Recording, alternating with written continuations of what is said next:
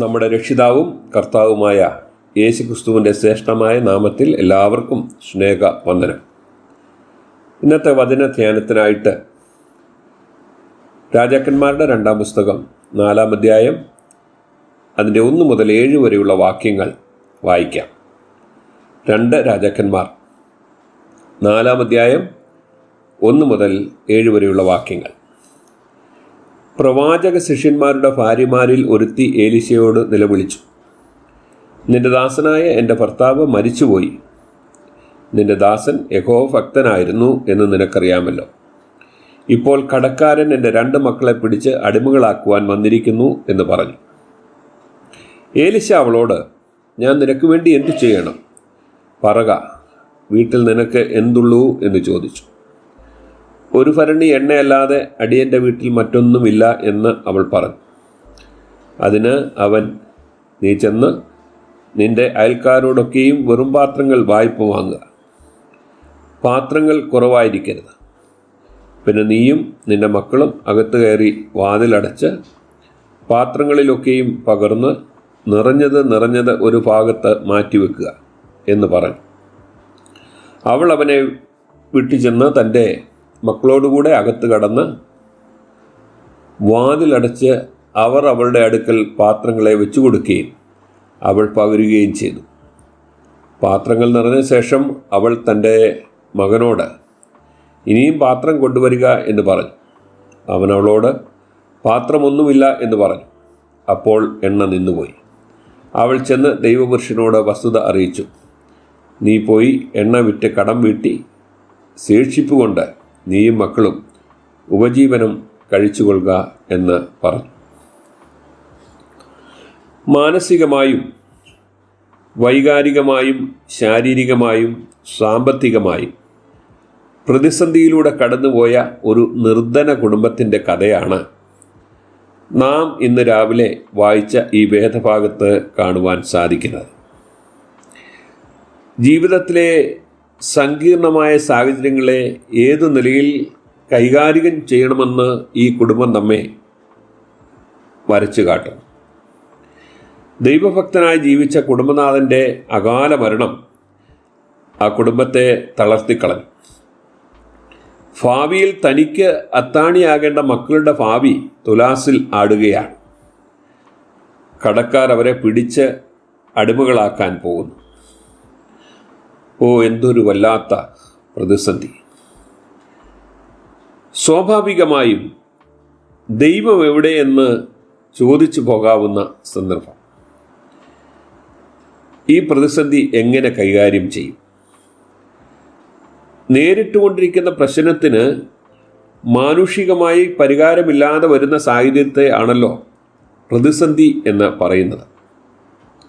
പ്രിയ ദൈവജനമേ, നാം നേരിട്ടുകൊണ്ടിരിക്കുന്ന പ്രതിസന്ധിയെ ഏതു വിധത്തിൽ കാണുന്നു എന്നത് വളരെ പ്രധാനപ്പെട്ട ഒരു കാര്യമാണ്. ലോക ജനതയുടെ വീക്ഷണം മാത്രമാണ് നമുക്കുള്ളതെങ്കിൽ തെറ്റി. ഈ പ്രത്യേക സാഹചര്യത്തിലാണ് നമ്മുടെ വിശ്വാസ ദൃഷ്ടി പ്രകാശിക്കേണ്ടത്.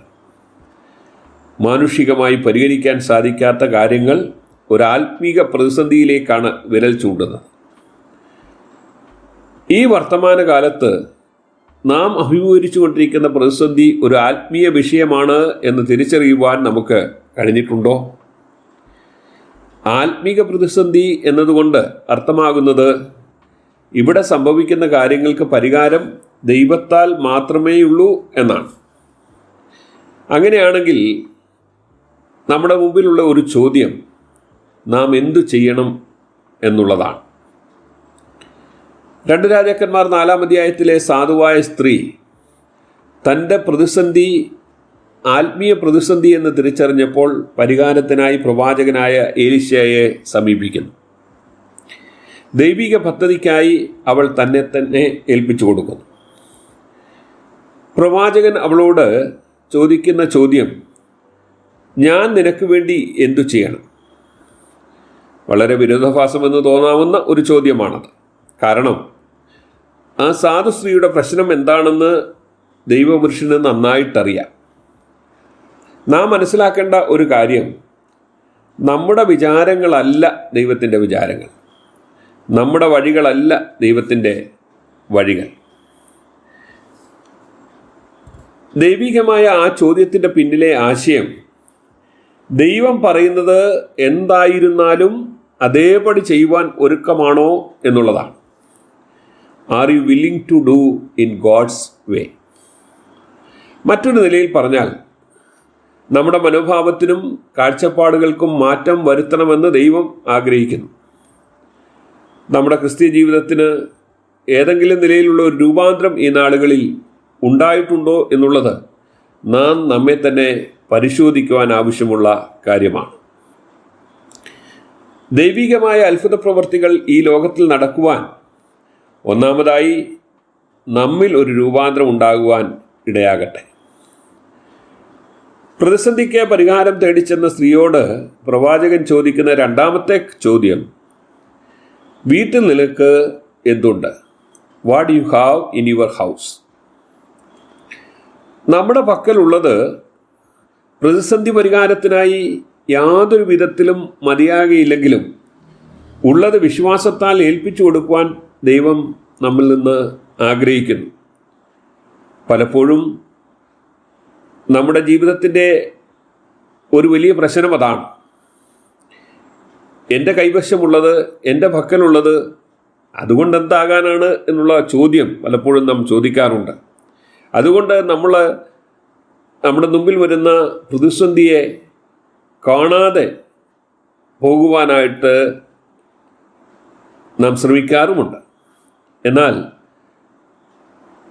നമ്മുടെ കൈവശമുള്ളത് പരിഹാരത്തിനായി യാതൊരു വിധത്തിലും മതിയാകയില്ലെങ്കിലും ഉള്ളത് വിശ്വാസത്താൽ ഏൽപ്പിച്ചു കൊടുക്കുവാൻ ദൈവം നമ്മിൽ നിന്ന് ആഗ്രഹിക്കുന്നു എന്നുള്ളത് നാം മറന്ന് പോകരുത്. വിശുദ്ധ വേദപുസ്തകത്തിലേക്ക് നാം നോക്കിയാൽ അനേകരുടെ ചരിത്രം ആ നിലയിൽ നമുക്ക് മനസ്സിലാക്കുവാനായിട്ട് സാധിക്കും.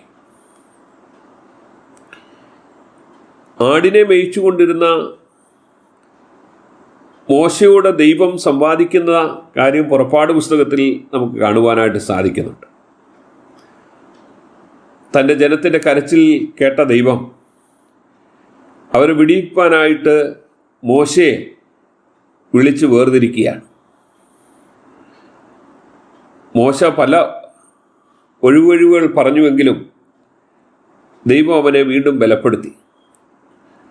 അപ്പോൾ മോശ ചോദിച്ച ഒരു ചോദ്യം, ആ ജനം ഈ ദൈവത്തെ എങ്ങനെ അറിയുവാനിടയാകും എന്നുള്ളതാണ്. അപ്പോൾ മോശയോട് ദൈവം ചോദിച്ച ഒരു ചോദ്യം, നിന്റെ കയ്യിൽ ഇരിക്കുന്നത് എന്താണ്? ദൈവകരങ്ങളിലേക്ക് മോശ എന്ന ഇടയൻ തൻ്റെ കൈവശം ഇരിക്കുന്ന വടി ഏൽപ്പിച്ചു കൊടുത്തപ്പോൾ ആ വടി സർപ്പമായി തീർന്നു. പിന്നീട് ഇസ്രായേൽ ജനത്തെ വിടുവിക്കുവാനായിട്ട് ആ വടി വിവിധ നിലകളിൽ ഉപയോഗിച്ച കാര്യം നമുക്ക് പുറപ്പാട് പുസ്തകത്തിൽ കാണുവാനായിട്ട് സാധിക്കും. മറ്റൊരിടയനായിരുന്ന ദാവീദ് തൻ്റെ സഹോദരന്മാരുടെ ക്ഷേമാന്വേഷണത്തിനായിട്ട് ചെന്നപ്പോൾ കണ്ടത് ഭയവികലരായി നിൽക്കുന്ന സൈനിക കൂട്ടത്തെയാണ്. രാജാവ് പോലും വിറങ്ങലിച്ച് എന്തു ചെയ്യണമെന്ന് അറിയാതെ നിൽക്കുന്ന സന്ദർഭത്തിൽ സർവശക്തനായ യഹോവയ്ക്ക് നേരെ വരുന്ന ശത്രുവിനോട്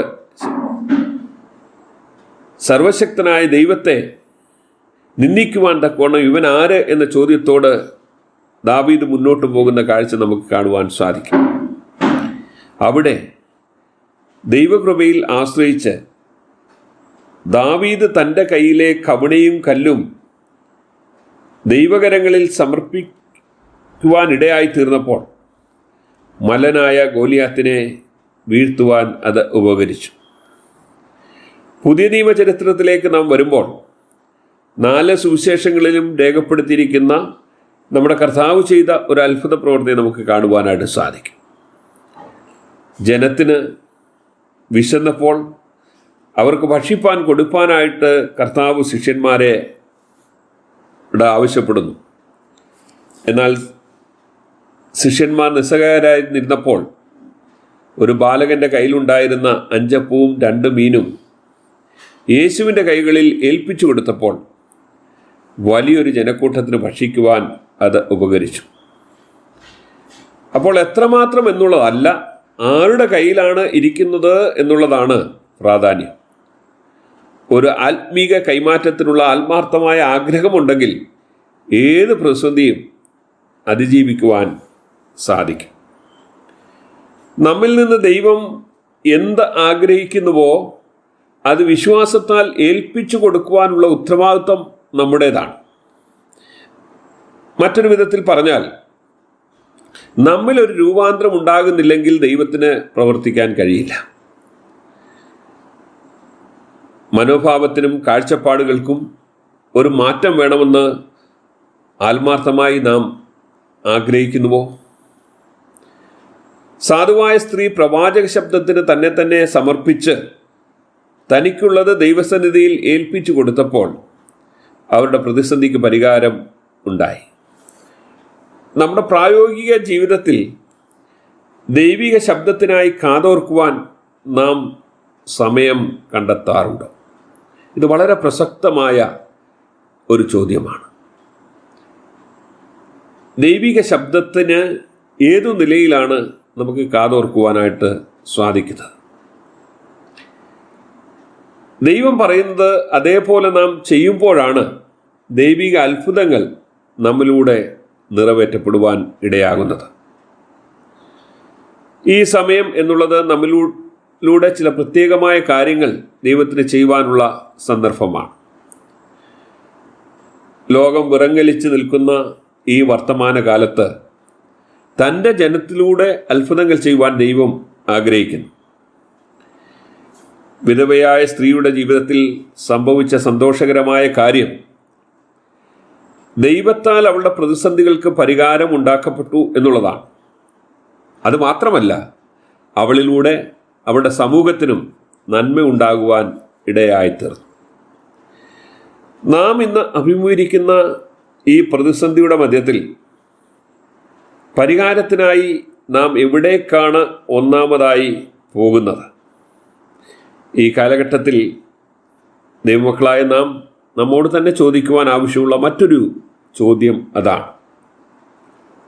ദൈവസഭയും ദൈവജനവും പലപ്പോഴും തങ്ങളുടെ മുമ്പാകെ നേരിടുന്ന പ്രതിസന്ധിയുടെ ഘട്ടത്തിൽ മറ്റ് പല ഇടങ്ങളിലേക്കും ശ്രദ്ധ കേന്ദ്രീകരിക്കുകയും സഹായത്തിനായിട്ട് പോവുകയും ചെയ്യാറുണ്ട്. എന്നാൽ ദൈവത്തിനെ നമ്മെ ഓർപ്പിക്കുന്ന ഒരു സത്യമുണ്ടല്ലോ, മനുഷ്യനിൽ ആശ്രയിക്കുന്നതിനേക്കാൾ യഹോവയിൽ ആശ്രയിക്കുന്നത് നല്ലത്. നാം എത്തിച്ചേരേണ്ട സ്ഥാനം ദൈവിക സന്നിധിയിലാണ്. അവിടെ നമുക്ക് ദൈവികമായ അരുളപ്പാടുകൾ ലഭിക്കും.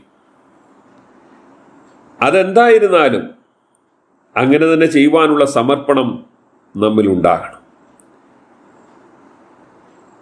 രാജാക്കന്മാർ 2-ാം പുസ്തകത്തിൻ്റെ 4-ാം അധ്യായത്തിൽ ആ വിധവയായ സ്ത്രീ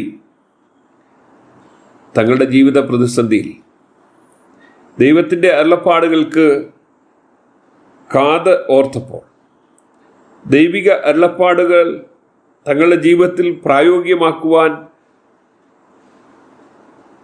ഇടയായിത്തീർന്നപ്പോൾ അവരുടെ പ്രശ്നത്തിന് പരിഹാരമുണ്ടാകുവാൻ ഇടയായിത്തീർന്നു. അതുകൊണ്ട് നാം വീണ്ടും ഓർക്കേണ്ട ഒരു സത്യം, നാം എത്തിച്ചേരേണ്ട സ്ഥാനം ദൈവിക സന്നിധിയിലാണ്. അവിടെയാണ് നമുക്ക് ദൈവശബ്ദം കേൾക്കുവാൻ ഇടയാകുന്നത്. അവിടെ നിന്ന് നമുക്ക് ദൈവത്തിൻ്റെ അരുളപ്പാടുകൾ ലഭിക്കുമ്പോൾ അതെന്തായിരുന്നാലും അങ്ങനെ തന്നെ ചെയ്യുവാനുള്ള സമർപ്പണം നമ്മിൽ ഉണ്ടാകണം. അതിനായിട്ട് ദൈവസന്നിധിയിൽ നമ്മെ തന്നെ സമർപ്പിക്കാം. സർവകൃപാലുവായ ദൈവം നിങ്ങളെല്ലാവരെയും ധാരാളമായി അനുഗ്രഹിക്കുമാറാകട്ടെ.